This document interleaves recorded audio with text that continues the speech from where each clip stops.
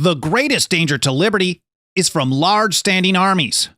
James Madison said it, history proved it.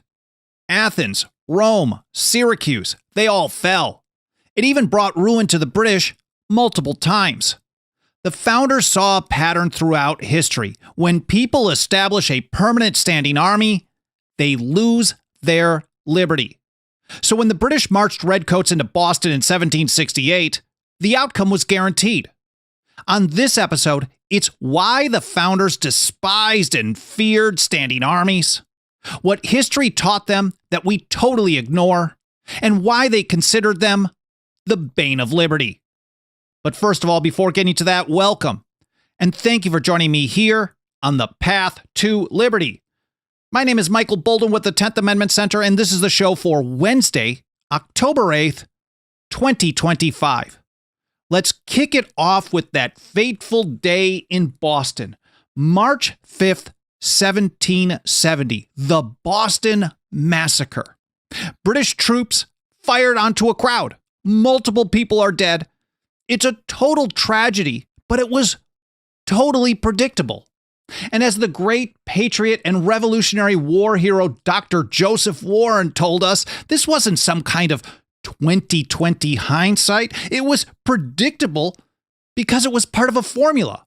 This is from his oration on the 5th anniversary of that tragic day. He said, "But when the people on the one part considered the army as sent to enslave them, and the army on the other were taught to look on the people as in a state of rebellion, it was but just to fear the most disagreeable consequences. Our fears, we have seen, were but too well grounded." And when he says our fears, he was far from alone. But the founding generation, the old revolutionaries, they did not invent this opposition to standing armies. They inherited it. It was really part of their history, the English heritage, their tradition that they learned from. And Thomas Gordon explained a very famous example in his Discourse of Standing Armies that he published in 1722. Oliver Cromwell, he said, headed an army which pretended to fight for liberty, and by that army became a bloody tyrant. This is part of the English history that they all learned, that even when someone says, we're using this tool, this army as a way to protect you, to advance your liberty, well, if they have that power, they're probably going to be a tyrant. And Cromwell was far from the exception. He was really the rule. And Gordon made it clear that this was a universal problem, not just with the British, but everywhere. He said, "'Tis certain that all parts of Europe which are enslaved have been enslaved by armies. And 'tis absolutely impossible that any nation which keeps them amongst themselves can long preserve their liberties." This is a guy that was widely read by the founding generation, the old revolutionaries. This was part of their learning as they were coming up in the world. And so they're studying and learning this history. Anyways, Gordon continued, "Nor can any nation perfectly lose their liberties who are without such guests." Now, Joseph Warren, in his 1772 commemoration speech for the massacre in Boston, he also used a powerful example from history, through the British history, that even having just the mere intent to establish a standing army was an impeachable offense. Here's a guy he's talking about, Earl of Clarendon, who literally just recommended to King Charles II that he establish a permanent standing army, and he was impeached for treason. And this is how Warren put it. "Even in the dissolute reign of King Charles II, when the House of Commons impeached the Earl of Clarendon of high treason, the first article on which they founded their accusation was that, quote, he had designed a standing army to be raised and to govern the kingdom thereby." So literally just planning it, suggesting it, putting the wheels in motion to establish it was impeachable. That impeachment trial didn't complete. I think he fled to France. I'm not sure about the rest of the history there. But Warren then, after this, he pointed to the graveyard of republics to show that this was a lesson written, etched throughout history. He said, "The ruinous consequences of standing armies to free communities may be seen in the histories of Syracuse, Rome, and many other once flourishing states, some of which have now scarce a name. Following Warren's lead, let's take ancient Syracuse, for example. Thomas Gordon, writing in Cato's Letters number 75, this is also 1722, he explained the play-by-play, which started out with a supposed hero, a guy named Agathocles. He said Agathocles fought successfully for the city of Syracuse and as successfully against it. And having defended the citizens against their enemies, he afterwards showed himself their greatest by killing in one great massacre all the chief and best of them, and by crowning himself tyrant over all the rest. It's almost like Cromwell read this history and learned that you're going to have reduced opposition to your power and control and size of your standing army, which you will wield against the people if you use it first to protect them. You use it to defeat enemies, to go after the bad guys. Well, then all of a sudden you're sitting pretty, and then you can, well, crown yourself tyrant over all the rest. And then, of course, there's Rome, the most famous example of all. In his 1771 Massacre Day oration, James Lovell invoked this classic story: a popular general, a loyal army, a republic brought to its knees. This is the crossing of the Rubicon. He said Caesar, by the length of his command in Gaul, got the affections of his army, marched to Rome, overthrew the state, and made himself perpetual dictator. But the thing is, you don't actually have to start out with a massive army in order to become a tyrant. Lovell also pointed out that the original blueprint went back even years before Rome, and it started with a much smaller step. He said Athens once was free, a citizen, a favorite of the people. By an artful story, which we'll get to in a moment, gained a trifling guard of 50 men. Ambition taught him ways to enlarge that number. He destroyed the Commonwealth and made himself the tyrant of the Athenians. And that artful story had a guy with a name. I'm going to struggle on this one. It's Pisistratus. Pisistratus the Athenian. This is from David Hume's history, who cut and wounded his own body. So Hume is explaining that this guy went so far as to do a false flag. He staged an attack on himself to build a guard under the pretense that he needed to be protected from the people's enemies, from his own enemies. So he cut and wounded his own body, and making the people believe that his enemies had committed the violence, obtained a guard for his person. And as Thomas Gordon detailed, just like James Lovell did in his speech, it started out with a seemingly pathetic force, just 50 men, and they didn't really even have weapons. They just had basically wooden clubs. Pisistratus, he said, having procured from the city of Athens 50 fellows, armed only with cudgels for the security of his person from false and lying dangers, improved them into an army, and by it enslaved that free state. So starting out tiny, tyranny always grows like a cancer, eating faster and faster every hour. Now, with these lessons from history, Americans watched in, well, some level of horror, definitely alarm, in 1763, because that brought a familiar danger right back to their home. And as TJ Martinell points out in an article from a few years ago, he said in late 1763, at the end of the French and Indian War, also known as the 7 Years' War, the British decided to station 10,000 troops for protection. This was in the United States. Well, it wasn't the United States. In America, they were stationing a permanent army of 10,000 troops, and to keep many of the troops from being out of work. So it was kind of a jobs program as well. And a standing army is not cheap. So the British decided the colonies had to pay for it. And that unleashed a wave of taxes. We've got the Sugar Act, the Stamp Act, the Townshend Acts, a bunch of other stuff. The Tea Act, it just keeps going and going and going. And early on, John Adams saw a very dangerous cycle. First, the army and the debts that comes with it, then the taxes, and it's all based on unconstitutional power, usurpations of power, and force.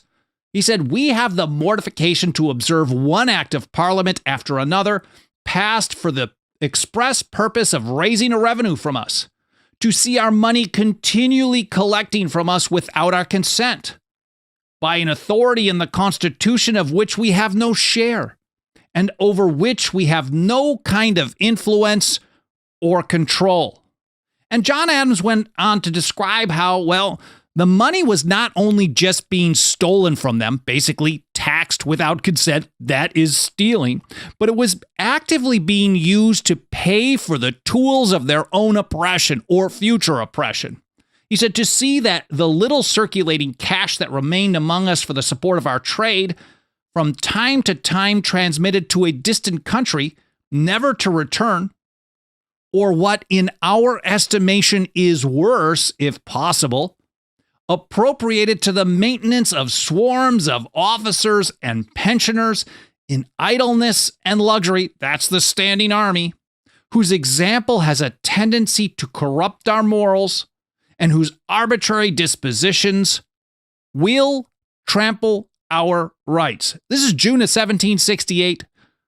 Almost 2 years before the massacre in Boston, John Adams is predicting they will trample on our rights. And as John Dickinson made clear months earlier in his letters from a farmer in Pennsylvania, this wasn't paranoia, it was pattern recognition. He said, it is true that all the mischiefs apprehended by our ancestors from a standing army and excise have not yet happened. But it does not follow from this that they will not happen. Think about it. So many people today, they never seem to be concerned with how power might be used in the future. They just think in the immediate. I have a political goal, I want this done, and I pretty much don't care how they get it done, because if they get done what I want done politically, that's awesome.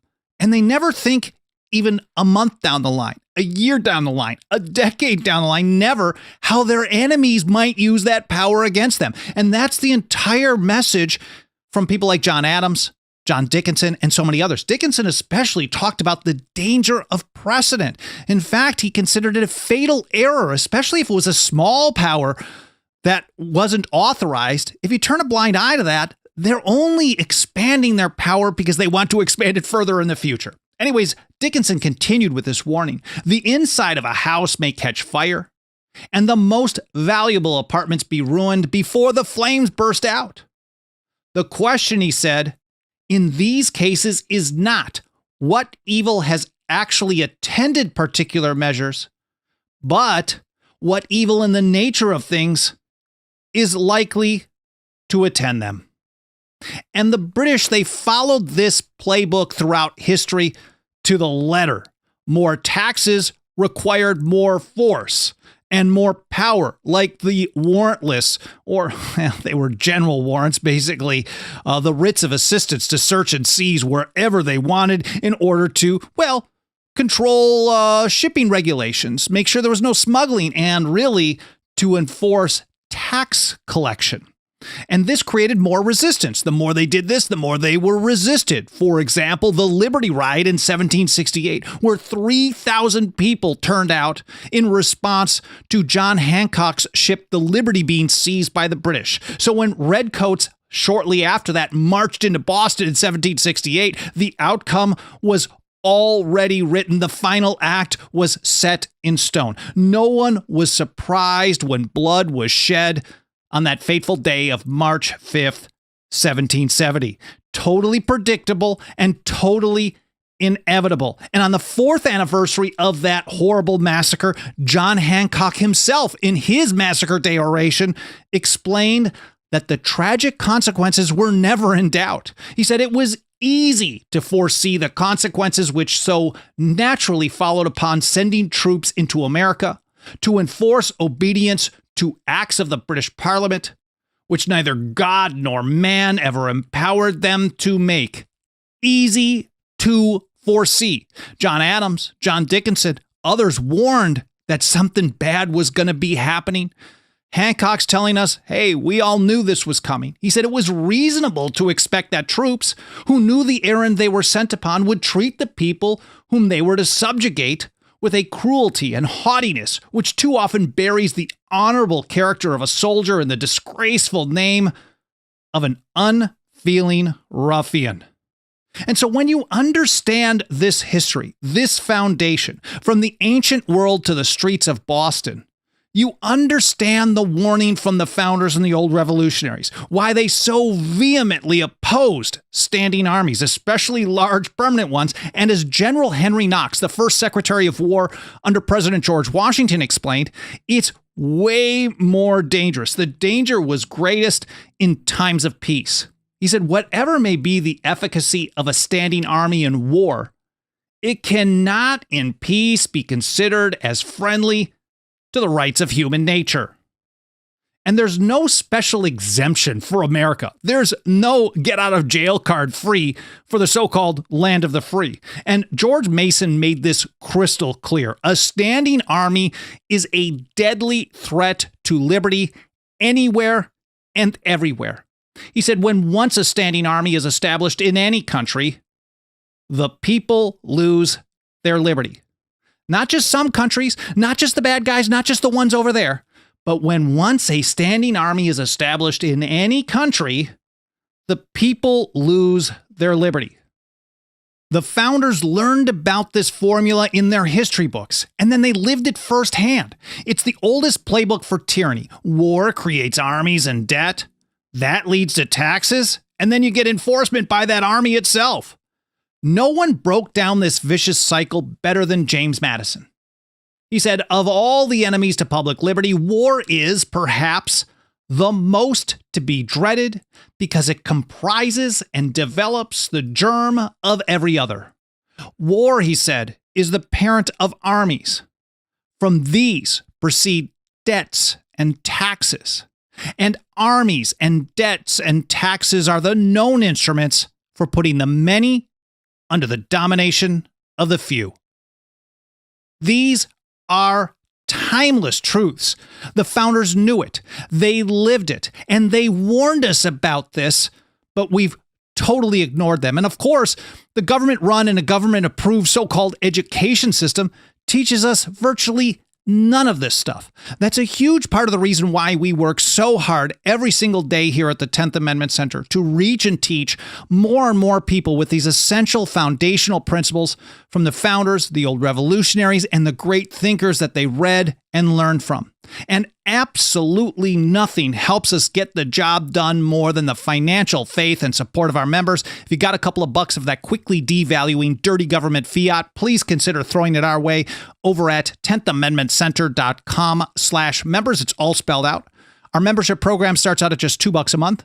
We also have annual, 5-year, and lifetime options. Again, 10thamendmentcenter.com/members. I'd be very grateful for any consideration you can give to joining us as a member today. But of course, if you don't want to become a member and still want to help us out, that's super awesome. Or if you already are a member, first of all, I cannot thank you enough. Literally cannot. It's impossible to say thank you enough times on that. So I'm not going to belabor it right now. But if you want to make an additional contribution or a one-time, I want to make sure you have the link to do that. It's 10thamendmentcenter.com/donate. We accept that dirty fiat plus real money like goldbacks if you want to mail them our way as well, plus a few other options. You'll find that all at 10thamendmentcenter.com/donate. Of course, there's a bunch of free and easy peasy things you can do to help us spread the word, mainly by taking action on the various platforms you watch or listen on, primarily the mainstream ones. Like YouTube, watch time percentage is a big one. If you watch a 15-minute video for 15 minutes, that's 100%. Now, my government-run school math is pretty bad, but if you watch 300 or 30 minutes, that's like 200%, so much better. I guess you get the idea.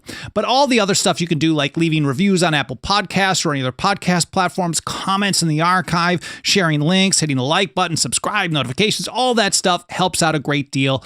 Thank you so much for your support, whether it's financial, otherwise, all the above. It's all awesome. Thank you. Thank you for spending some of your time with me today. I hope you enjoyed this episode. It was interesting, maybe a little entertaining here and there, but more important than anything, I hope it made you think. And I hope you learned something. Again, I really appreciate you being here. Hope you enjoyed the show, and I look forward to seeing you next time here on the Path to Liberty.